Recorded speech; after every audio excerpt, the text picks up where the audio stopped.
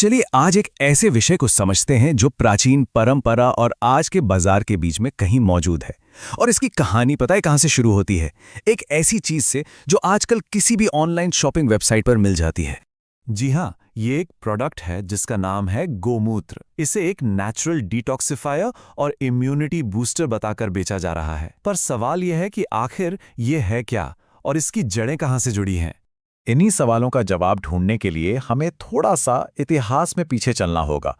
इस प्रोडक्ट को ठीक से समझने के लिए हमें हजारों साल पीछे जाना होगा, सीधा प्राचीन आयुर्वेदिक ग्रंथों की दुनिया में, जहां से इस पूरी प्रथा की शुरुआत हुई। तो देखिए, गोमूत्र संस्कृत में इसका सीधा सा मतलब है गाय का मूत्र। ये कोई नई चीज नहीं है।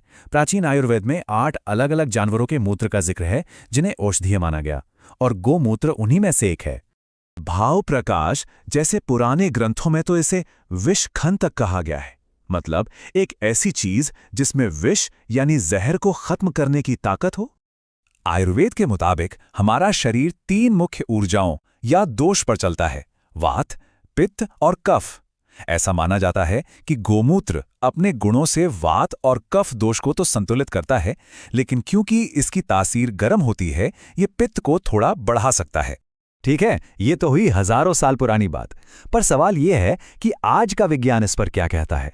चलिए देखते हैं कि रिसर्चर्स ने इसकी बनावट और इसके असर के बारे में क्या पता लगाया है। अब इसकी बनावट को अगर देखें तो इसमें 95% तो पानी ही है, लेकिन असली कहानी उस बाकी के 5% में है, जिसमें यूरिया, मिनरल्स, हार्मोन्स और एंजाइम्स का एक बड़ा ही कॉम्प्लेक्स मिश्रण होता है। वैज्ञानिकों को इसकी जो सबसे दिलचस्प बात लगी है वो है इसका बायो एनहांसर की तरह काम करना। अब ये बायो एनहांसर क्या होता है? आसान भाषा में समझें तो ये एक ऐसा एजेंट है जो खुद शायद दवा ना हो, पर दूसरी दवाओं का असर कई गुना बढ़ा देता है। और असर कितना बढ़ा सकता है?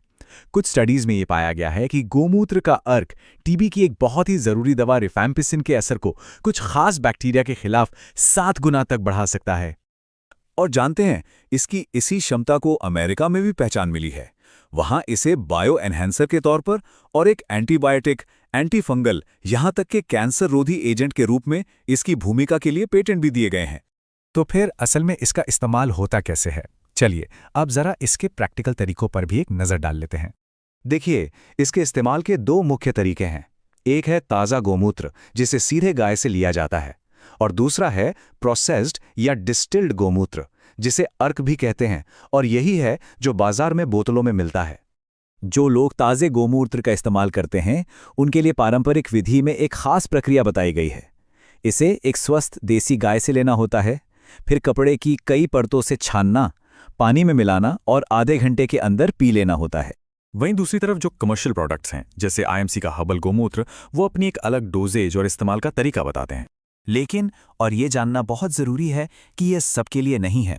पारंपरिक ग्रंथ और आज के विशेषज्ञ दोनों ही कुछ लोगों को इसके इस्तेमाल से बचने की सलाह देते हैं, जैसे कि छोटे बच्चे, कमज़ोर शरीर वाले लोग या फिर जिन्हें कुछ खास तरह की मेडिकल परेशानियां हैं।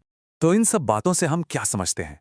यही कि गोमूत्र कोई सीधी सादी चीज नहीं है। ये परंपरा, विज्ञान और बाजार का एक बड़ा ही पेचीदा मिश्रण है। ये एक ही वक्त में किसी के लिए एक पवित्र चीज है, किसी के लिए बाजार में बिकने वाला एक प्रोडक्ट है, और किसी के लिए वैज्ञानिक जांच का एक विषय। और इन तीनों भूमिकाओं के बीच अक्सर एक तनाव भी दिखता है। और ये हमें एक बहुत बड़े सवाल पर लाकर छोड़ देता है। जब हजारों साल पुरानी प्रथाएं आज के मॉडर्न बाजारों से मिलती हैं, तो आस्था, विज्ञान और व्यापार के बीच सही संतुलन कैसे बनाया जाए? इस सवाल का जवाब शायद उतना ही जटिल है जितना कि खुद गोमूत्र।